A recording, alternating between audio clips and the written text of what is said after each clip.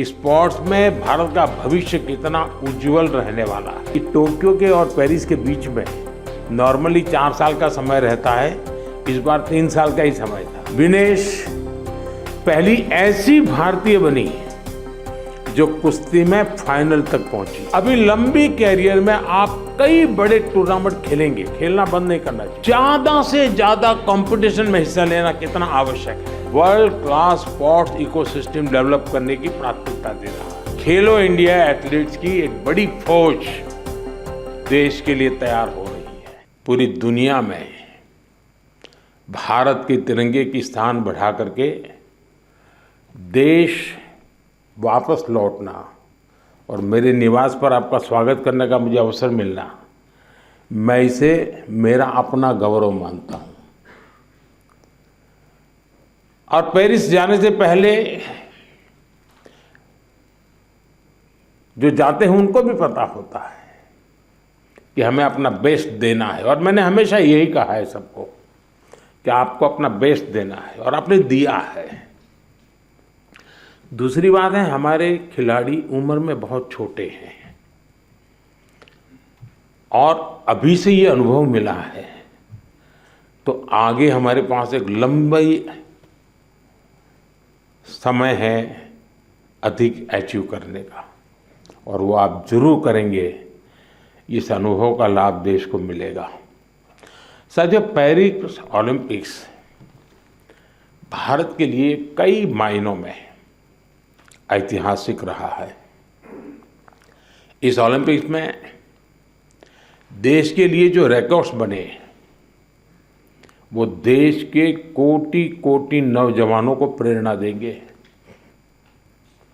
आप देखिए, ओलंपिक्स के करीब 125 साल के इतिहास में ये मनु हमारी पहली बेटी ऐसी है जिसने भारतीय खिलाड़ी के रूप में इंडिविजुअल इवेंट में 2 मेडल जीते हैं।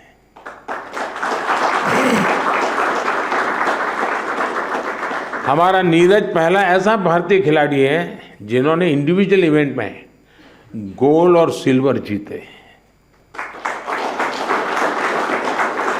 हॉकी में भारत ने 52 साल बाद लगातार 2 बार मेडल जीते कंटिन्यूसली। अमन ने केवल 21 साल की उम्र में मेडल जीत करके देश को बिल्कुल इतना प्रसन्न कर दिया है, और अमन के जीवन के विषय में आज देश जानने लगा है, तो उनको लग रहा है कि भाई व्यक्ति के जीवन की कठिनाइयों से भी इंसान अपनी यात्रा को, स्वप्न को, संकल्प को सिद्ध कर सकता है। कठिनाइयां अपने आप अपनी जगह पर रह जाती है। अमन ने करके दिखाया है। विनेश पहली ऐसी भारतीय बनी जो कुश्ती में फाइनल तक पहुंची। ये भी हमारे लिए बड़ा गर्व का विषय है। ओलंपिक्स में 7 शूटिंग इवेंट्स में इंडियन शूटर्स फाइनल्स में पहुंचे, और ये भी पहली बार हुआ है। इसी तरह तीरंदाजी में धीरज और अंकिता पदक के लिए खेलने वाले पहले भारतीय तीरंदाजी बने।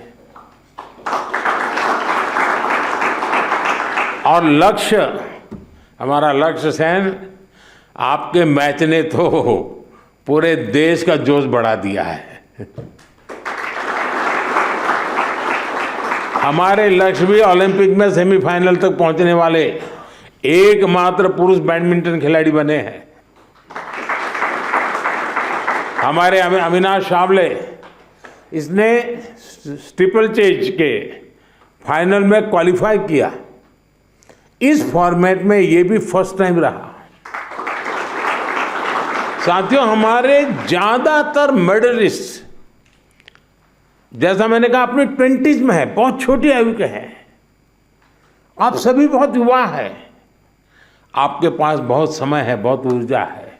और ये भी सही है कि टोक्यो के और पेरिस के बीच में नॉर्मली 4 साल का समय रहता है, इस बार 3 साल का ही समय था।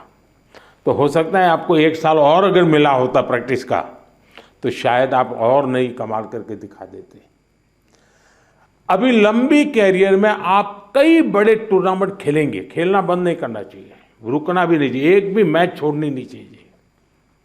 ये युवा दल इस बात का प्रमाण है कि स्पोर्ट्स में भारत का भविष्य कितना उज्जवल रहने वाला है। मुझे विश्वास है पेरिस ओलंपिक्स भारतीय स्पोर्ट्स की इस उड़ान के लिए एक लॉन्च पैड साबित होने वाला है। ये टर्निंग पॉइंट है हमारा। उसके बाद विजय ही विजय है दोस्तों, हम रुकने वाले नहीं है। साथियों, आज भारत अपने यहाँ world class sports ecosystem develop करने की प्राथमिकता दे रहा है। ग्रासरूट से आने वाले खिलाड़ियों को उनको तराशना ये बहुत ज़रूरी है। हमने गांव-गांव, शहर-शहर से युवा प्रतिभाओं को आगे बढ़ाने के लिए खेलो इंडिया मुहिम शुरू की और मुझे खुशी है कि खेलो इंडिया से निकले 28 खिलाड़ी इस ओलंपिक समूह का हिस्सा बने हैं।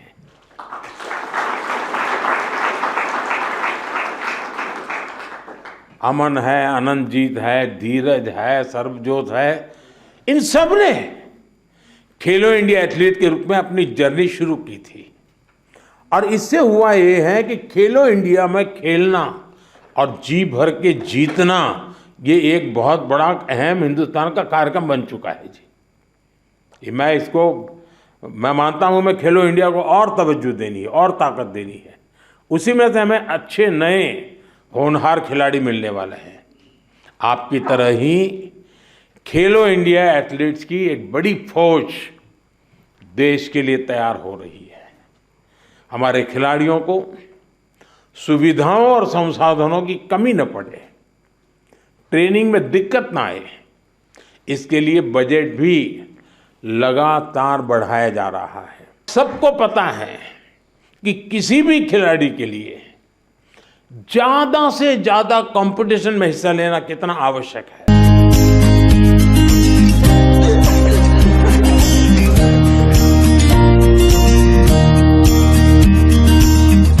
કેમ મેડમ જી મજામાં?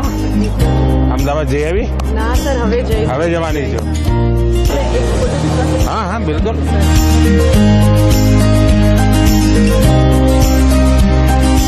सबसे बहुत छोटी एथलीट है हमारी, 14 साल की, पहली बार कंटीजेंट। उस दिन मेरा परिचय हुआ था।